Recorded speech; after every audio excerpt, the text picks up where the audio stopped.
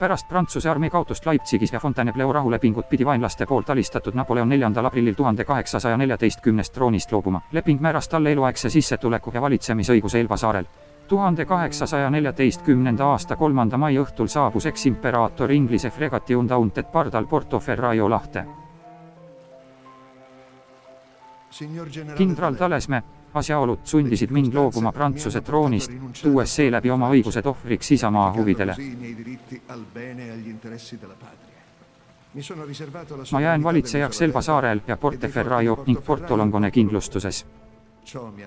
Kogu võim kuulub minule. Seetõttu saadan teie juurde kindral Drood, et toimetaksite ta viivitamatult ülal nimetatud saarele. Teavitage elanikke uuest olukorrast. Ma valisin nende saare oma viibimispaigaks, sest seal on meeldivad kombed ja hea kliima.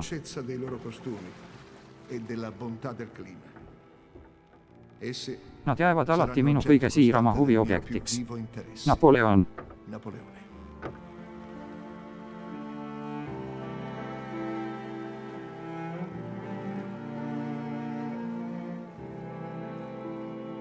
Kotkas maapaus.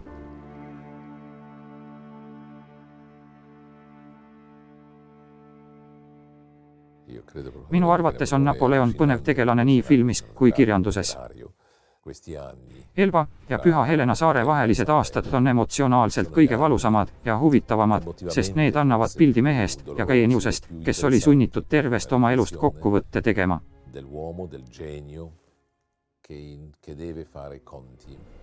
Con tutta la sua vita.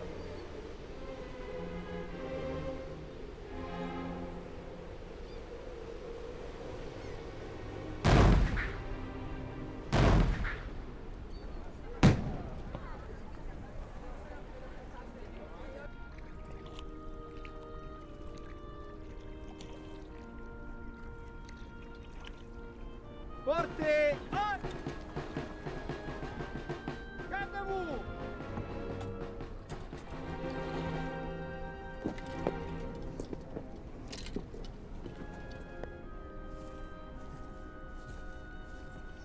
Napoleon valis Elba kindlasti sellepärast, et see oli lähim paik maailmale, mida ta hästi tundis, ühele teisele saarele, kus asub Ajaccio. Korsikale. 3. mail 1814 arvas ta, et leiab eest miniatuurvariandi saare ühiskonnast, mida lapsepõlves oli armastanud ning millest hiljem loobunud. Particolarmente cara, particolarmente vicina, che poi lui aveva rinnegato.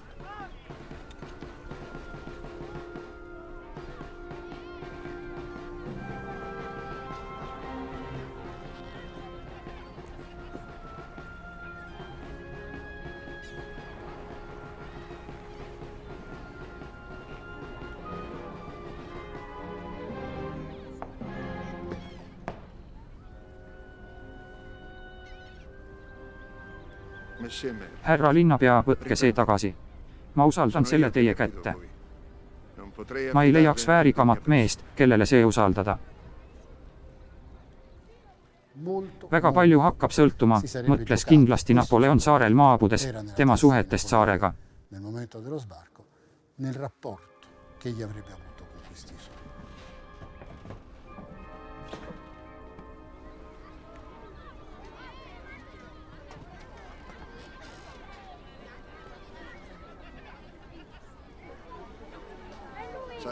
Minust saab teile hea isa, teie olge mulle head lapsed. Saare elanikes tekitab Napoleoni saabumine hämmastust ja pisut pahatahtlikku uudishimu, mis paratamatult saadab kõiki, keda on tabanud ebaõnn.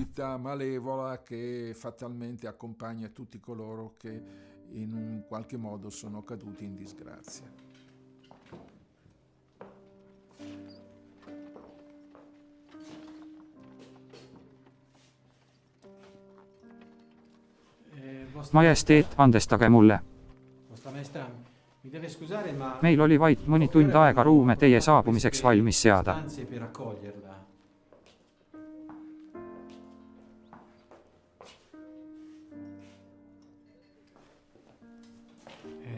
Majesteet, näidata on veel 2 ruumi.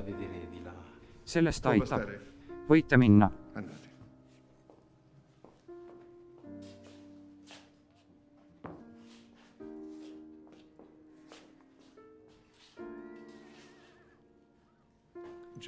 kindral Drouot. Jah, majesteed. Homme otsige sobiv paik laagri püstitamiseks. Saab tehtud. Võite minna.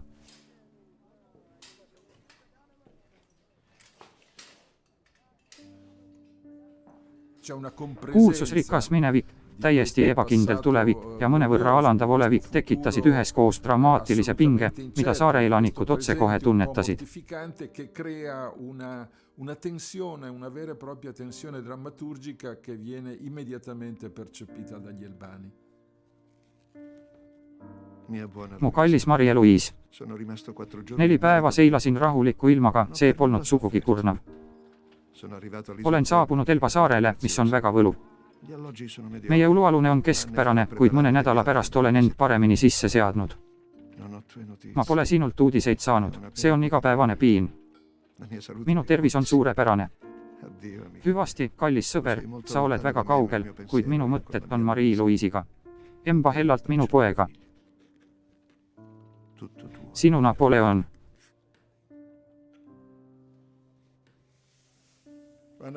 Kuhugi saabudes oli Napoleon tõeline meister olukorrale hinnangut andma ja püüdis seda otsekohe paremaks muuta.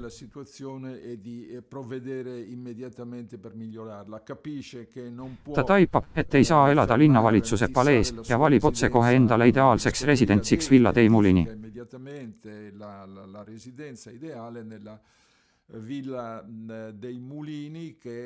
See asus poolel teel Stella ja Falcone kindlustuse vahel.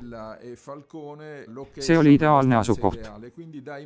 Otsekohe andis ta arhitekt Pargiglile, keda ta juba tundis, ülesande villa ümber kohandada tema residentsiks, küll väikeseks, kuid mis oleks tema au ja väärikuse kohane.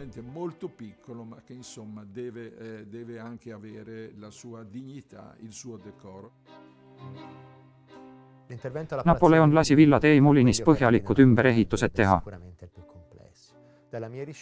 Uurimistöö näitas, et remont teostati 2 järgus. Lühikese algetapi ajal muudeti hoone elamiskõlblikuks kohe Napoleoni saabumisele järgnevatel päevadel, kui ta otsustas lahkuda esimese öö majutuspaigast linnavalitsuse palees, et endale sobivam residents leida.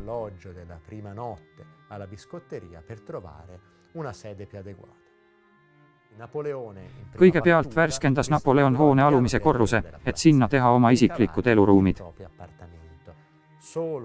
Ainult suvel, kui Napoleon lahkus Villa dei Mulinist, et sõita Porto Longenesse, kõrgendati ehitise keskosa, et lõpule viia projekt, mis oli kavandatud Napoleoni naise ja tema poja, Rooma kuninga vastuvõtuks.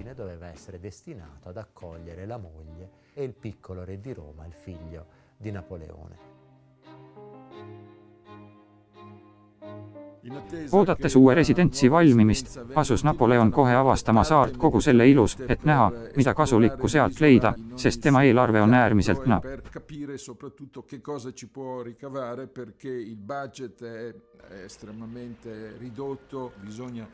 Ta peab arvesse võtma iga pisiasja igal alal ja terve oma eluaja.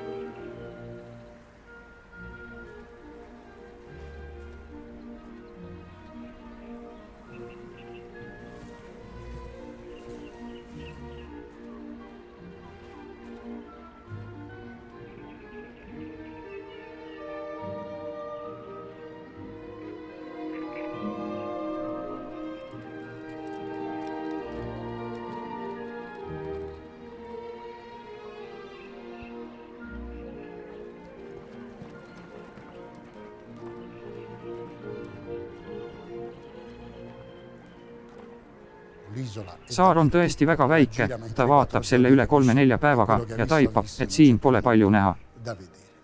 Kuid ta ei kaota julgust. Ta mõistab, et tema suhetest saare elanikega saab asja vaid siis, kui nad näevad temas võimalust muutuda teistsuguseks, kui olid enne ja oleksid võinud jääda ka edaspidi. Per essere qualcosa di diverso da quello che erano stati e che rischiavano di continuare ad essere. Teid saarel sisuliselt pole, ta otsustab kohe mõned ehitada, loomulikult kohates saarlaste ja talunike vastupanu, kes ei taha oma maast midagi loovutada. Kuid miski ei saa peatada Napoleoni, kellel on vaja hakata uusi võimalusi kasutama. Fermare Napoleone che ha necessità di essere arricchito di nuovi proventi. Napoleoni ja elvalaste vahelised suhted ja Napoleoni avastusretked on mõlemale poolele täiesti tundmatu maa.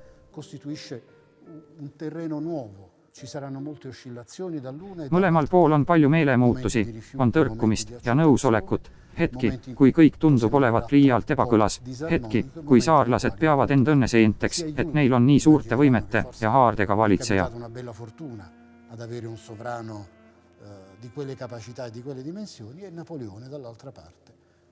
Teisalt mõtleb Napoleon siiralt, ning mitte vaid üks kord, et igavesti siia jäämine oleks võib-olla parim viis, kuidas oma rahutu elutee lõpule viia.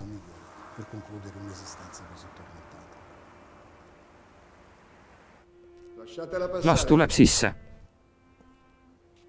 Tere päevast, proua.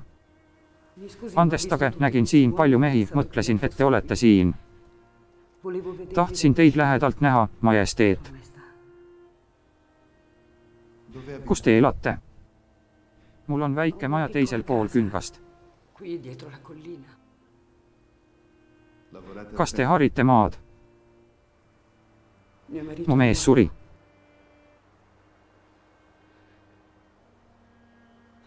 Ka poega pole enam. Ta suri teie teenistuses. See oli mulle suur südamevalu, majesteet. Suur. Ma hoolitsen teie eest, ärge kaotage lootust. Minu eas on lootust vähe jäänud. Siis lootke minu peale. Oli suur rõõm teid näha.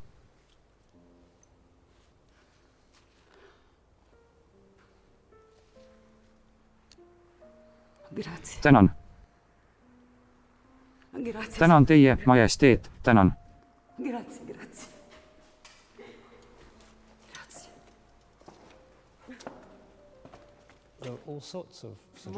Meil on alust arvata, et Elva elanikud olid üsna umbusklikud selles suhtes, mis neist saab pärast Napoleoni saabumist.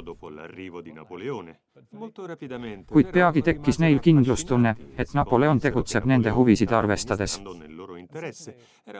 Keiser oli mees, kes ei suutnud jõude olla. Ta oli väga aktiivne, tahtis tegutseda ja saarel viibimise ajal püüdis elvalaste probleeme lahendada.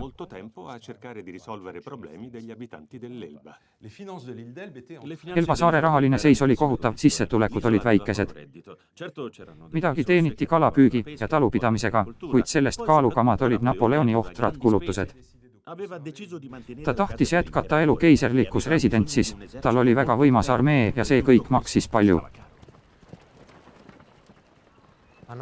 Napoleon sai kohe aru, et Rio Marina kaevandus oli tema valduste peamine sissetulekuallikas. Napoleon läks isiklikult Rio Marinasse üle vaatama sissetulekuid, mis olid kaevanduse direktori käsutuses. Need väikesed tulud olid olnud direktori käsutada. Algul oli kaevanduse direktor Ponstelherault nende väikeste tulude suhtes väga kiivas.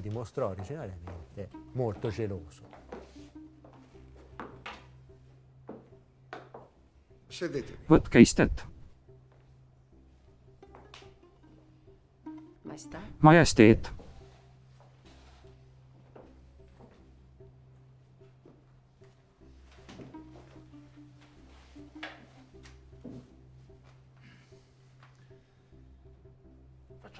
Pakume keisrile maitsta meie Aleatico veini.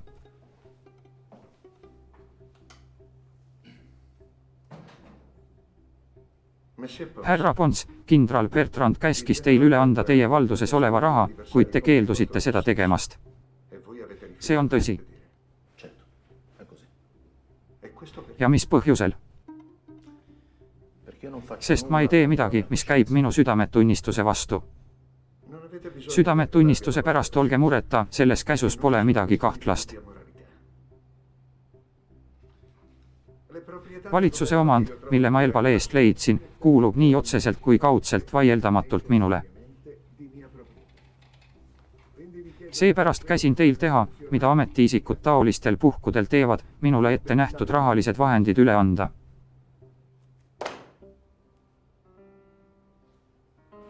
Mind ei huvita, mida teevad teised, ma räägin enda eest.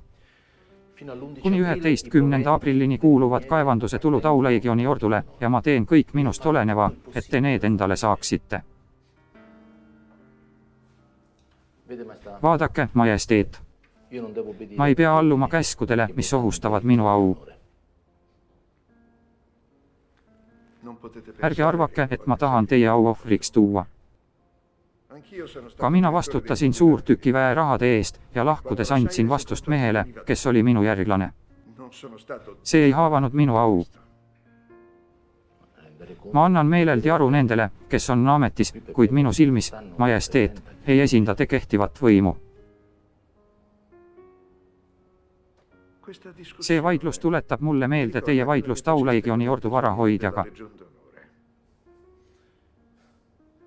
Tänan majesteeti, et seda meenutate. Kuid tookord tahtsin ordu varasid suurendada, samal ajal kui nüüd tahan neid kaitsta.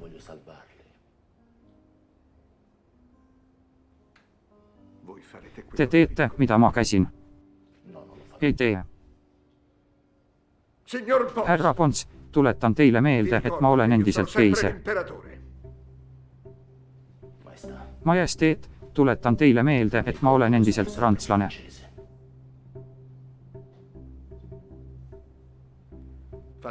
Pange hobused valmis.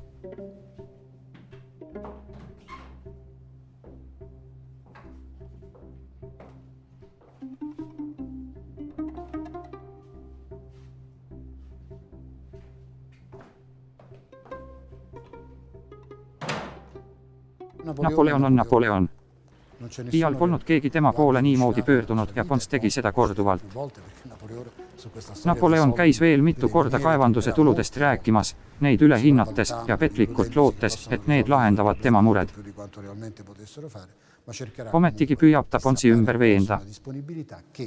Ja kuna tegemist on Napoleoniga, siis lõpuks see õnnestubki, sest vaatamata oma iseloomule ja mineviku kogemustele, ei suuda Pons tema seletamatule sarmile vastu panna.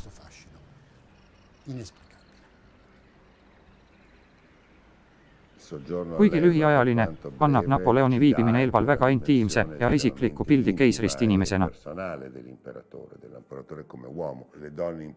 Tema elus tähtsate naiste teed ristuvad nimelt Elbal.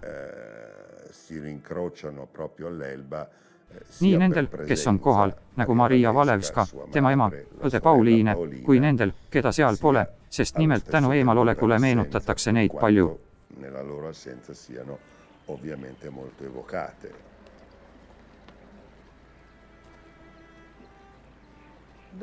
Pärast Fontainebleau lepingu sõlmimist lahkus madame Mere Letizia Ramolino Bonaparte Pariisist ja otsis pelgupaika Itaaliast. Toskaana suurvürst keeldus teda võõrustamast ja ta palus varjupaika pühalt toolilt, kardinal Fessilt ja teistelt oma perekonnaliikmetelt. Soovides leevendada oma poja kannatusi maapaus, hankis Letizia paavst Pius Viilt passi proua de Ponti nimega, mis andis talle võimaluse sõita Elba saarele. Ta oli tugeva iseloomu ja kaine mõistusega naine, kes märkas kohe oma poja suuri võimeid.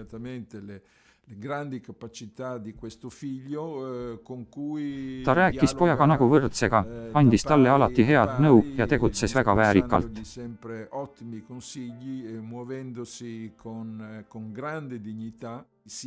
Ta kohanes otsekohe uue keskkonnaga ja andis Napoleonile kindlustunde, olles talle suureks toeks ja kaitseks.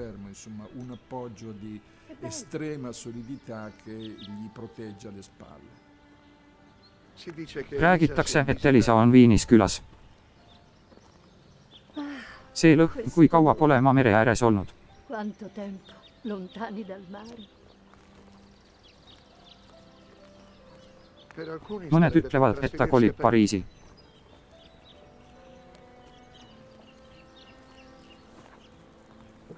Kas see paik ei meenuta sulle lapsepõlve? Siin on üks koht nimega Madonna del Monte. Sealt on näha Korsikat.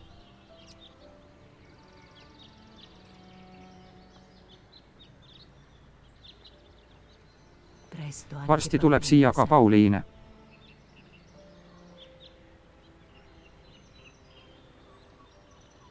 Erakordne kergemeelsus ja muretus, millega Pauliine oma elu elas, ei takistanud tal olemast Napoleoni lemmikude.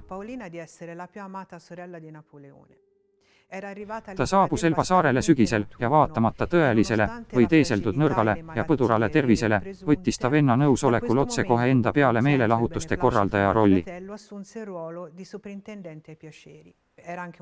Ta oli ka suur iluarmastaja, oskas imetleda saare ja eriti seda ümbritseva mere ilu.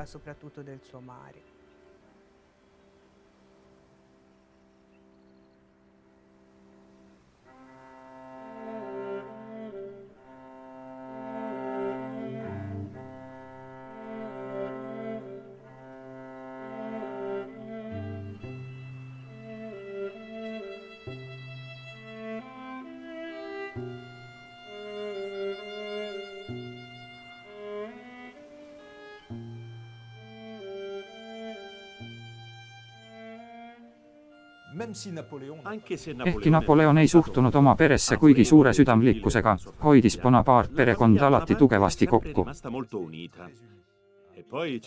Napoleoni õde Pauliine oli võrratu naine. Tal oli kirg armastuse ja raha järele, seetõttu oli ta väga rikas. Tänu rõõmsameelsele iseloomule lohutab ta lõpuks heldelt Napoleoni. Ta müüb kõhklematult oma ehted, et aidata venda, kelle rahaline seis oli alati üsna masendav.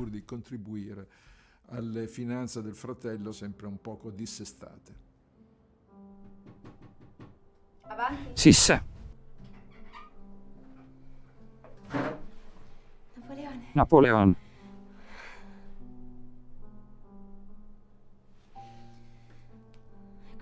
Kui tore sind näha. Olen olnud väga hõivatud, vabandust. Pole viga, ma mõistan. Kasutasin vaba aega, tegin saarel suurepärase tiiru ja imelise supluse. Olen väga rõõmus, et sa hakkad saare eluga kohanema. Ka sina peaksid seda proovima. Ma mõtlen suplemist.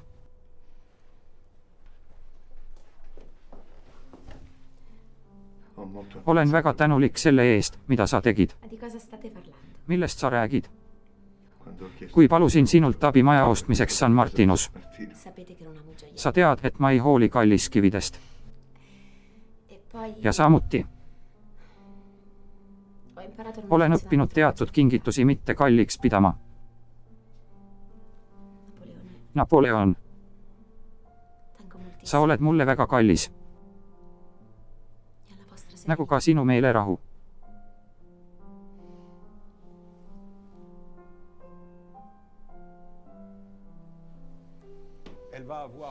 Sageli on Pauliinei rolli mõistetud vastuoluliselt. Louis XV-le meeldis politseiraportitest kuulda Napoleoni verepilastusest oma õega. Muidugi oli see vaid keelepeks. Nad olid väga lähedased, kuid mitte sedavõrd. Augustikuus sundis suvekuumus Napoleoni saare südamest ajutiselt lahkuma, et lühikest aega viibida Madonna del Monte di Marcianas, kus olid olemas eluks vajalikud põhitingimused. Vesi ja puhas õhk.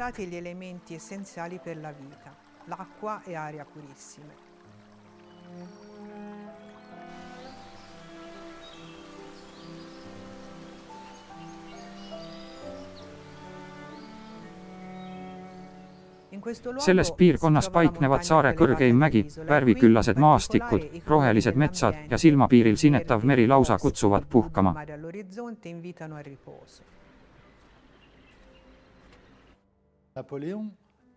Kahtlemata tundis Napoleon 1814. aastal end hüljatuna.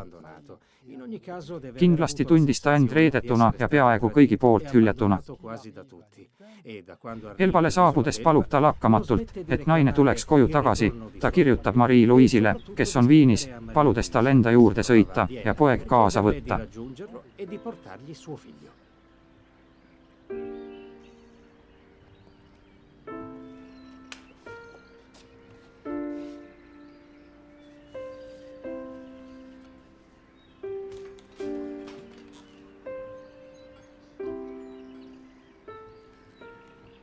Minu kallis Marie-Louise, sain kätte sinu 15 kirja, millel on 10. augusti kuupäev. Olen praegu pelgupaigas 600 meetri meretasemest kõrgemal. Minu ees avaneb vaade tervele Vahemerele ja minu ümber on kastanimets. Madame Mere viibib külas 160 meetri minust madalamal. Siin viibimine on väga meeldiv. Minu tervis on väga hea. Osa päevast veedan jalutades.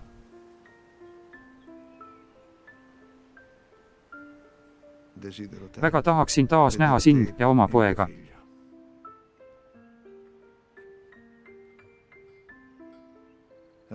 Hüvasti, mu kallis Marie-Louise. Sinu Napoleon.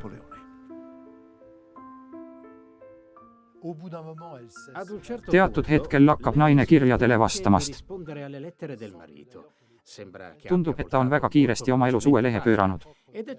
Päris kindel, et tema isa, Austria keiser ei taha, et ta mehe juurde sõidaks, sest Napoleoni saatus pole veel selge. Siia lisandus isoleerituse tunne, sest ta on Elvale maapakku saadetud. Kuigi Elva on Itaalia rannikule ja Korsikale väga lähedal, nii et selge ilmaga nägi ta sealseid mägesid, on ilmne, et maapaust tundis Napoleon end väga üksildasena.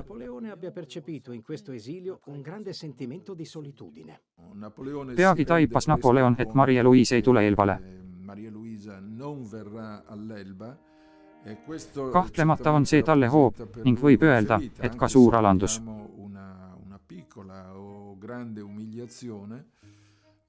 Marie-Louise'i asemel saabub Maria Walewska, poolatarist armuke, kes sünnitas talle poja, tulevase Prantsuse välisministri Graf Walewski.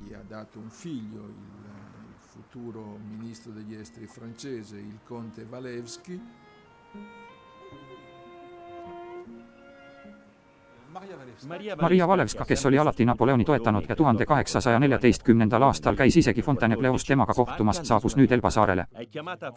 Teda nimetati võib-olla pisut kohatult Napoleoni Poola naiseks. Nad kohtusid 1807. aastal. 1810 sündis neil poeg Alessandre Walewski, keda saab keiser usaldada oma harvadel rahu ja puhkuse hetkedel.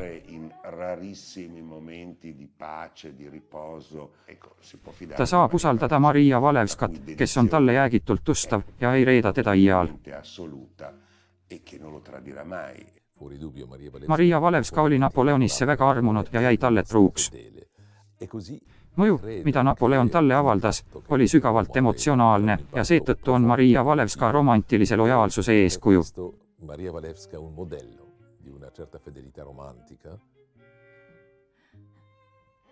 Maria Walewska oli Napoleoni jaoks kõige tähtsam naine, kui kõrvale jätta armastus Josephine'i vastu ja kirg ning abielu Marie-Louise'iga.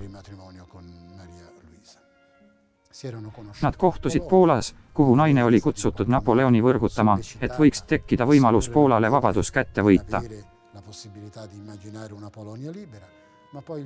Kuid mäng võttis väga tõsise pöörde nende mõlema jaoks. Napoleon oli väga sõltumatu ja ei lasknud naistel end mõjutada. Ta hoidis isiklikud ja ametiasjad rangelt eraldi. Seepärast ei usu ma, et Walewska midagi Poola jaoks saavutas, kuid ta uskus alati, et tõi oma hea nime ohvriks nii armastuse sunnil kui ka oma rahva päästmiseks.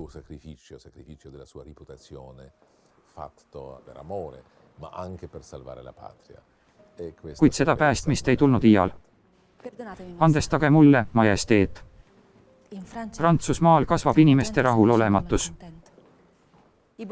Bourbonidel on palju vaenlasi. Ma saaksin teid aidata, kui te otsustaksite tagasi tulla.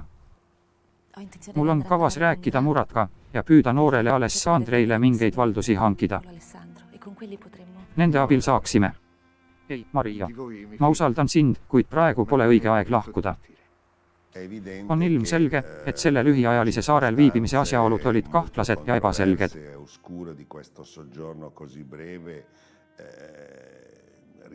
Need jäävad alati mähituks ebamäärasuse loori, mis paneb ajaloolasi ja tunnistajaid vasturääkivaid lugusid vestma.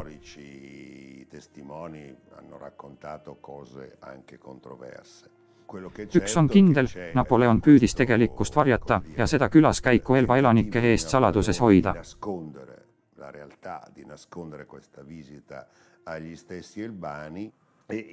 Absurdne ja koomiline kogu selles loos on, et teatud ajal saarlased ja iseäranis saare ametivõimud arvasid, et saarele saabus mitte Maria Walewska, vaid et paljude asjaolude ja ähmase sarnasuse tõttu olid tulijad hoopis keisrinna ja tema poeg. Per una serie di circostanze e anche somiglianze, sia pure vaghe, siano stati l'imperatrice col figlio. Avanti. Sisse. Palun vabandust, kuid maale tuleku küsimuses vajan teie abi. Rääkige, Traditi, mida te tahate öelda? Käivad visad jutud keisrinna ja troonipärija saabumisest. Räägitakse, et nad maabusid ööpimeduses San Giovannis. Sealt sõitsid tõllaga Marcionasse ja edasi hobusega mööda teerada varjupaika. Ma tahan öelda, kindral, et te teate väga hästi, et keisri saabumisel tekkisid mõningad arusaamatused. Ma ei taha, et sama juhtuks ka keisrinna saabumisel. Ma ei suudaks seda endale andestada. Hoidke kõik, mida mulle rääkisite, enda teada. Muidugi, kindral, kuid tegelikult. Laske see otse kohe tema majesteedile toimetada. Sellega on äärmiselt kiire. Kinnitan teile, et tema majesteet keiser on ääretult tänulik. Võite minna.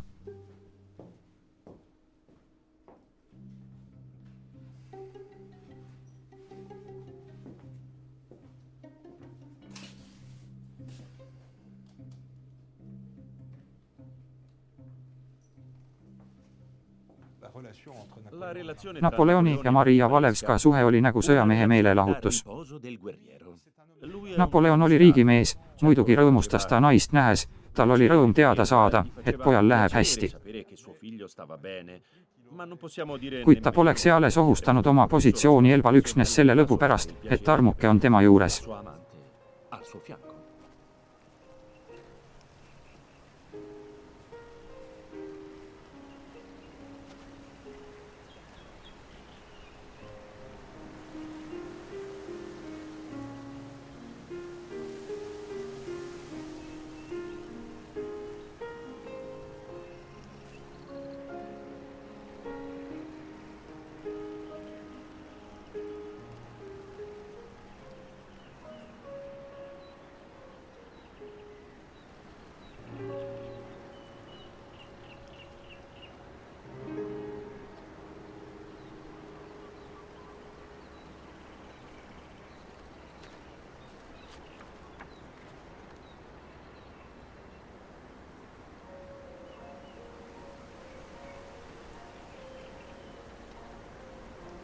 Minu jõud on otsas.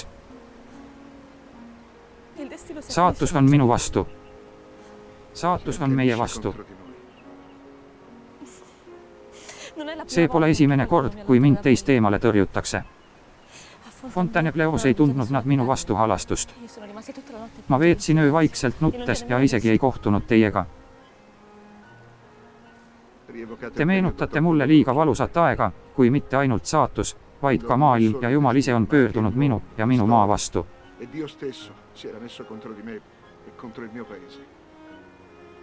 Mind jäeti võitlema üksi, võitlema ka iseenda vastu. Ja kui olin oma meeleheitest üle saanud, täitis mind kurbus ja kahetsus, et olin teid kaotanud.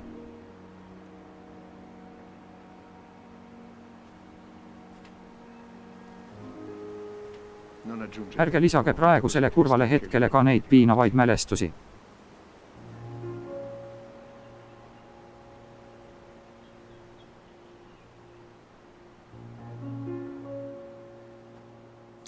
Nad veetsid öö mehe Heraklas laagriplatsil mäetipus, ümbruses, mis oli tulvil silmakirjalikkust, kannatusi ja alandust. Sellel kõigel on erakordne võlu, sest Herakla on üksildane, kõigi pilkude eest varjatud. Di sofferenza, di umiliazione per certi aspetti, però tutto questo poi si carica di suggestioni eccezionali, perché poi in questo eremo lontano dal mondo, lontano dagli occhi di tutti, vanno a passeggiare. Nad teevad jalutuskäike, näevad Korsikat, merd, võrratut vaadet ja arvatavasti naudivad viimast tõelist kireööd.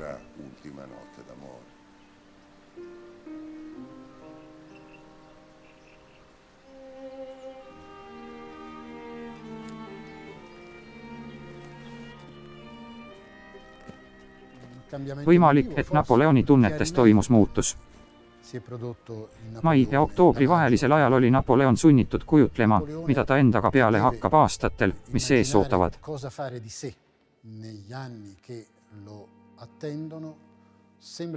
Ja talle saab selgeks, et Elba ei jää tema tulevase elu näitelavaks. See pole juhuslik, kuid on tähendusrikas, et sellel sügisel hakkasid salakohtumised toimuma sagedamini.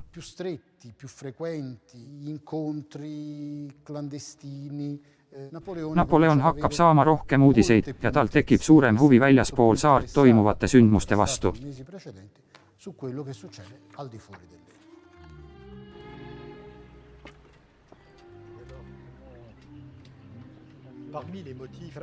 Põhjuste hulgas, mis viisid Napoleoni 1815. aastal Elvalt lahkumise ja Prantsusmaale naasmiseni, on üks näiliselt kõrvaline, kuid väga tähtis üksikasi. Prantsusmaa ei maksa talle Fontainebleau leppes määratud pensioni.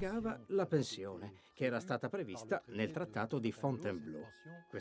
2 miljoni frangi suurune pension pidi katma saarel tehtavad ja Napoleoni uue vürstliku elu kulutused Elbal. Isegi vürst Metternich Hill paluti välja selgitada, miks prantslased polnud veel maksnud summat, mille nad Napoleonile ise olid lubanud.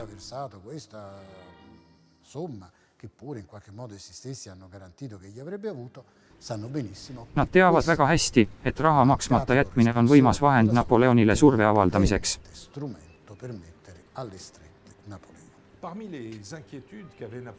Napoleoni arvukate murede seas, mis teda Elbal vaevasid, rahapuudus, valduste väiksus. Oli üks eriti oluline, Viinis oli avalikult arutatud tema pagendamist ühte teise kohta, mitte Elbale.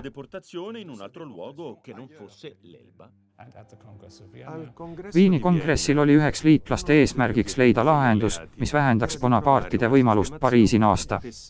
Diminuire la possibilità che la rinascita dei Bonaparte potesse concretizzarsi a Parigi.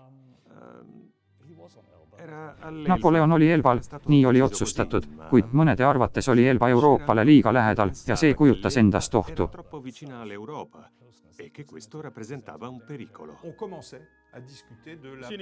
Hakati arutama võimalust viia ta Elbalt ära kuhugi mujale. Mõned Prantsuse ajalehed teatavad, et Viini kongress kaalub Napoleoni väljasaatmist Püha Helena saarele.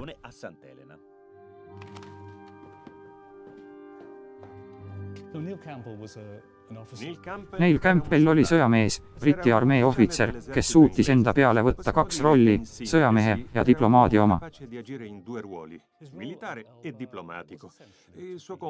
Elbal oli tema ülesandeks olukorda üldiselt kontrolli all hoida ja konkreetselt takistada Napoleoni põgenemast ning naasmast Euroopasse probleeme tekitama.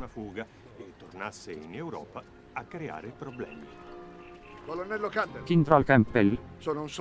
Ma olen sõdur. Pigem suren, kui lasen end välja saata. Teatage oma ülemustele, kes ei pea lepingutest kinni. Kui mulle järele tullakse, olen relvastatud. Ma olen 20 aastat sõdinud, ma oskan end kaitsta, Campbell. Andke see teade edasi. Majesteet, teil pole kunagi olnud põhjust meie korrektsuses kahelda.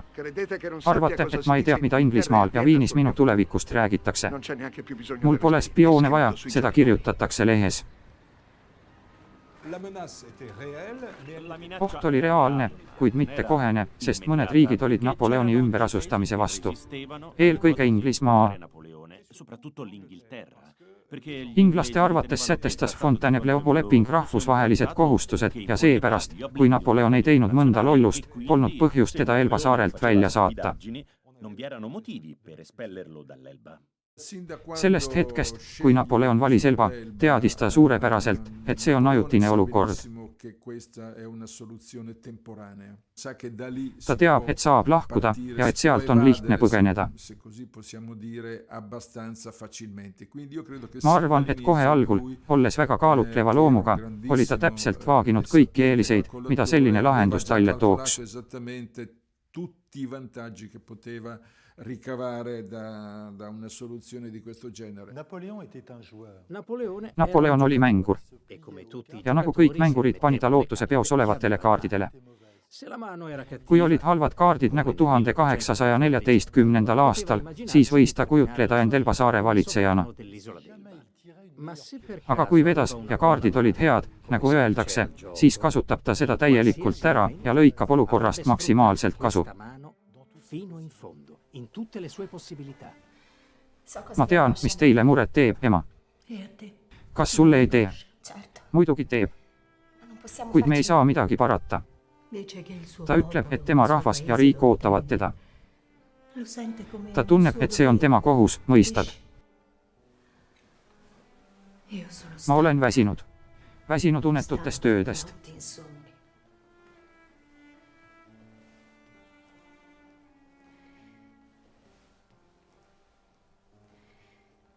Te peate temasse uskuma. Elbalt lahkumise otsus on vastuolus Madame Merey ja lojaalse kindrali Drood arvamusega, kes eelistasid vähem ohtlikku lahendust. Generale Drouot, che invece erano per una soluzione meno avventurosa. Ma io credo che aga kui ta oleks Elbale jäänud, siis mina arvan, et kindlasti oleks püütud teda sealt ümber asustada ja tal poleks olnud piisavalt talluvaid, et vastu hakata. Forze sufficienti per resistere a quello.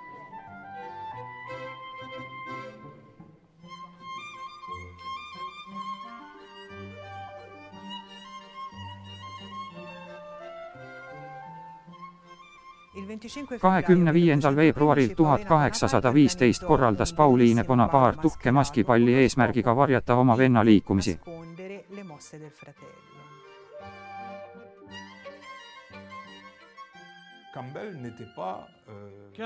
Campbelli ei olnud Elbal Napoleoni järele valvamas. Ta küll tegi seda, kuid see polnud tema ametlik ülesanne, ta ei olnud Napoleoni vahimees. Napoleon oli rahvusvaheliselt tunnustatud vabamonarh.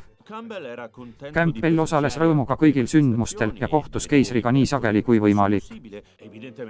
Muidugi edastas ta keisri kohta uudiseid ja hoidis tal silma peal, kuid ei saa öelda, et ta oleks olnud tema põgenemise kaasosaline.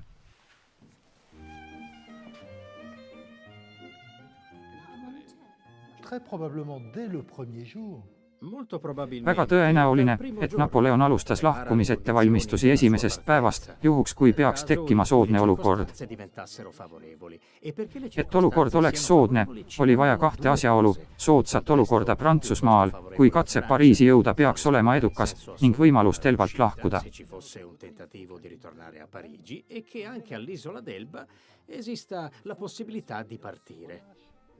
Seega oli lahkumise hõlbustamiseks vaja, et järelevalve oleks nõrgem.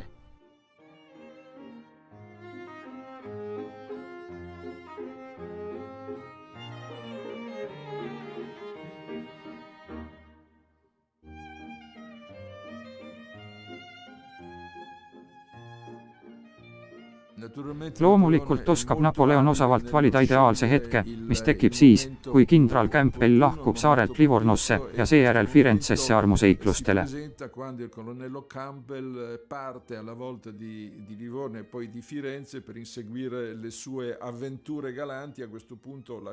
Sel hetkel ei ole vahimeest kohal ja vahialune korraldab otsekohe põgenemise.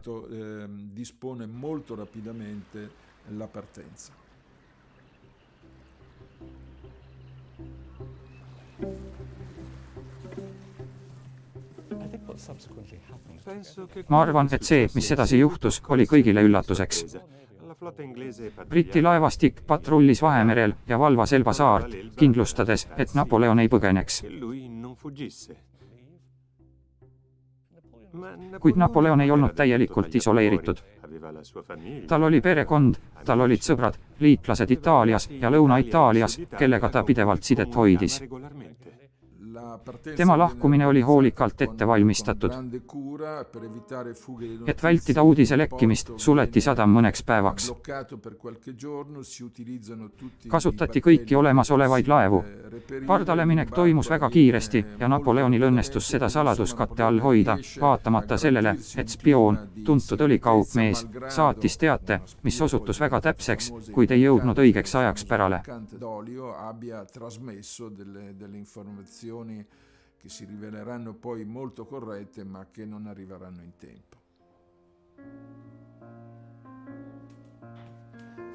25. veebruari öö kujunes unetuks ja ärevaks Napoleonile ning tema ustavaimatele teenistujatele, iseäranis varahoidja Peyrousseile, kes oli valmis pannud kogu arvepidamise, oma registrid ja keisrivarad.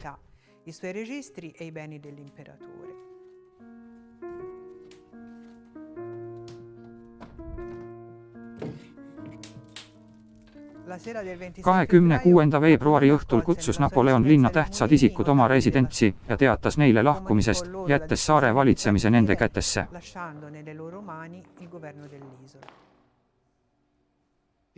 Ma lahkun. Olen teiega rahul.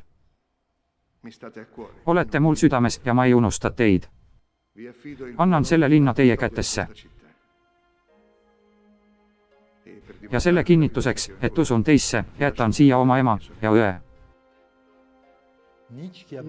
Nietzsche, kes Napoleoni põhjalikult uuris ja kelle isiksus teda paelus, ütleb, et see, mis tegi Napoleoni eriliseks ja mis selgitab tema olemust ja iseloomu, on tema ebainimlike ja üliinimlike omaduste süntees. See teeb temast äärmiselt erakordse isiksuse. Ei usu, et kaasajal on kellelgi teisel olnud nii suurt mõju, kui oli Napoleonil.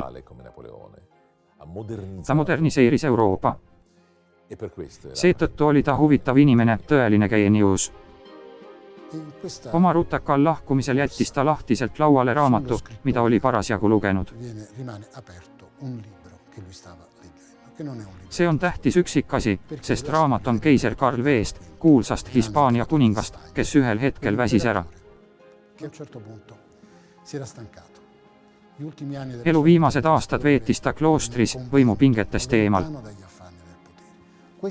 Seda raamatut luges Napoleon sel ööl, kui otsustas toimida täpselt vastupidiselt Karl V'le.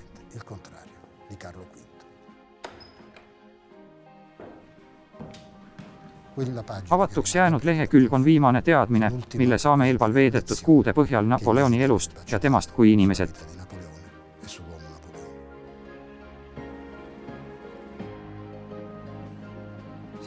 Me oleme valmis, majesteet.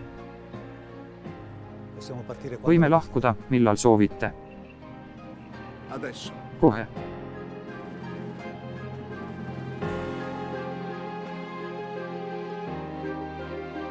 Tõlkinud Kristel Tani. Luges Eesti Keele Instituudi kõnesüntesaator.